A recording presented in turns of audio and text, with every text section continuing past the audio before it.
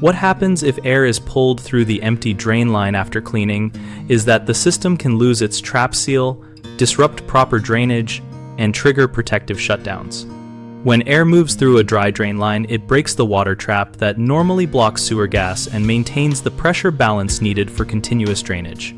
This can allow negative pressure to form in the downstream plumbing and back pressure or gurgling upstream, which interferes with the condensate pump or drain pan sensors used by many systems.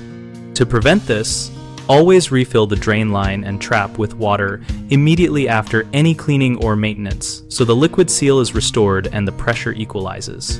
If the system has a condensate trap, pour a measured cup of water into the trap and then run the appliance briefly to verify steady flow without air noise or intermittent stops.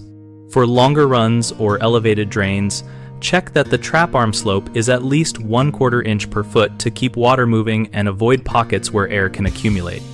Use a clear tubing section temporarily when testing so you can visually confirm continuous water column and absence of air bubbles that indicate leakage or misalignment.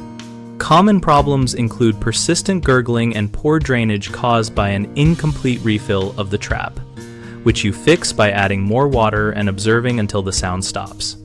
Another issue is safety shutdown of the unit when sensors detect irregular flow. You can restart after confirming the trap is full and clearing any sensor debris.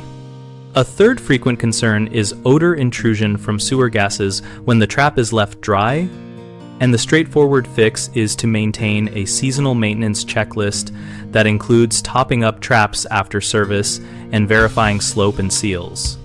BigHomeProjects.com connects homeowners and contractors around projects like drain and condensate work, helping us find local pros and helping contractors find jobs.